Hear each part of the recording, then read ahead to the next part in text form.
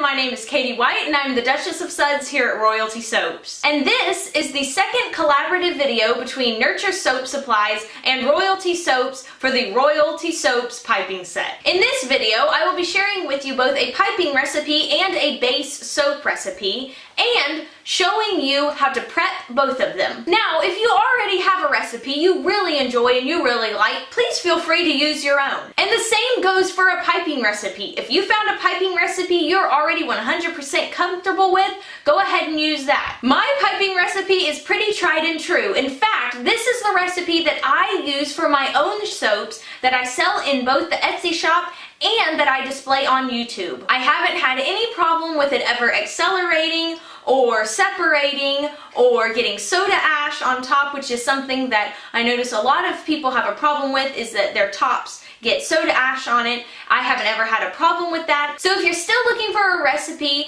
in which the colors stay bold and vivid and the frosting stays pipeable for a very long time, try mine out. So without further ado, let me go ahead and share the recipes with you and we will get started.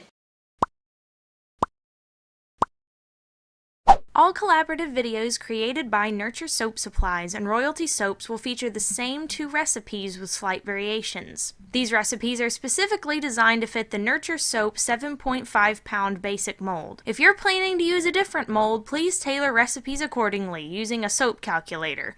And note that different amounts of fragrance oil and colorant will also be necessary. At this point in the video, please feel free to press pause and review the two recipes. Measure out and combine the necessary ingredients, melting the hard oils beforehand in a microwave or double boiler. For the base recipe, we will be combining the lye and oils when both reach anywhere between 95 and 105 degrees Fahrenheit. The piping recipe, however, will be combined at roughly 85 degrees Fahrenheit. It is quite necessary to keep this recipe cool, so don't get impatient and mix before that. Finally, if you plan on recreating the exact soap I'm making today, you're going to need a few extra items that didn't come in your piping kit and aren't part of the base or frosting recipe. These include 3 ounces of blueberry breakfast fragrance oil, 2 teaspoons of titanium dioxide, half a teaspoon of brown oxide, and 1/4 teaspoon of mocha brown mica. Once you've got your paws on these, we're ready to make some soap. Now once you have prepped the lye water and the oils as instructed, we're going to start on the base soap recipe first. I always do the base first and then I do the piping. So today I'm going to be making a blueberry muffin type soap. So I'm going to be using the Nurture Soap Blueberry Breakfast Fragrance Oil. And then to color, I'm going to leave the majority of the soap uncolored, and it's going to turn brown because of the fragrance oil. And then I'm going to have 2 accent colors. One is going to be white, and I've mixed it up here in the little cup. And I did 1 tablespoon of warm water and 1 teaspoon of titanium dioxide, so that's for the white. And then for the blue, I'm going to use half a teaspoon of brilliant blue mica. And the amount that I'm pulling out for the colors is probably going to be, I'd say about 6 ounces total. Again, I don't weigh my stuff, so I just have to guess most of the time. So this is 99 degrees, this is 97 degrees, so we're right there within range. And I'm just going to go ahead and pour this in very slowly. You can pour it down your stick blender if you want to.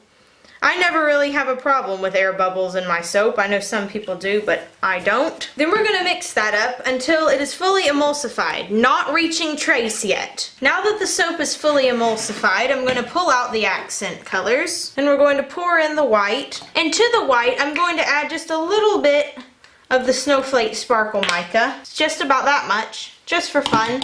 Make it a little shiny. And about half a teaspoon of the brilliant blue. Now I'm going to mix these up with the stick blender, just real quick, not too long. Then I'm going to pour the fragrance oil into the rest of the soap. And remember, don't pour any of the fragrance oil into your accent colors because the fragrance oil discolors. Once the colors and the fragrance oil have been incorporated really good, you can pour it into your mold. The first thing I'm going to pour is the brown, and I'm going to pour a good majority of this in.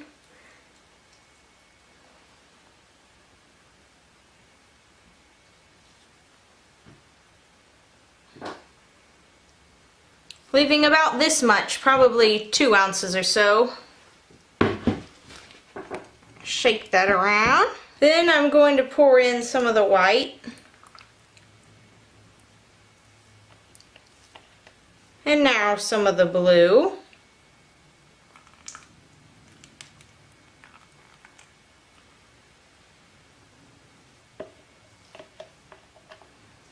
And now some of the white again.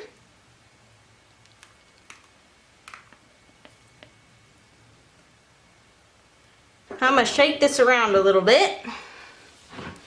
Then I'm going to put the rest of the brown in. I'm just going to kind of ladle this on top. Not really trying to make this go down into the soap.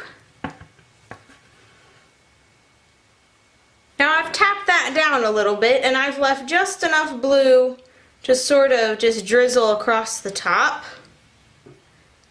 Hopefully this will put a bit of a barrier between the piping and the base soap, because that discoloration, I don't want to travel too far up. It'll make the piping start to change color eventually. So I like to put, if I have a discoloring bottom, a bit of sort of a barrier between the two. Some people like that fading look though. If you like the fading look, try to make sure that you leave the brown closer to the top. So this is sort of what your base soap is going to look like, and once this is finished, you can clear away your dishes, rinse off your stick blender, and we'll move on to the frosting. Now that your base recipe is sitting, we can mix up the frosting recipe, and these are at about 83 degrees. This one is a little bit warmer, it's about 84, 85 degrees. As I said before, you don't want it to be any hotter than that.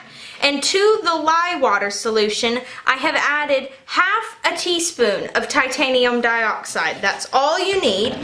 Now I'm mixing the lye water and the titanium dioxide with my stick blender. The stick blender isn't on, I'm just moving it with my hand. You don't want to turn it on with that little liquid in there. You can get titanium dioxide from Nurture Soap Supplies. Make sure that it is the water soluble kind, not the oil soluble. So now I'm going to pour my lye water solution in here with the titanium dioxide, and make sure you scrape out any little remaining bits in there with your spatula. Now you can begin to blend it.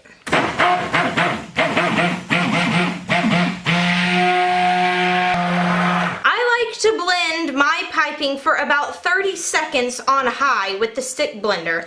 That gets everything completely emulsified and brings it to about a medium trace most of the time. I'm going to show you the phases of thickness here. This is sort of what it looks like at the beginning. As you can see, this is super running. Unless you're going to do a drizzle, this is way too runny. I'm going to let this sit for about 5 minutes, then I'm going to come back and stir it, and I'll show you what it looks like then. Now the frosting mixture has sat about 5 minutes, and this is what it looks like. Still very runny, but has definitely thickened up some. This is a very long process, waiting for this piping to set up. It starts out pretty runny. And if you feel like you have enough time to pour your base while this is sitting, go ahead and do that and you can save yourself some time.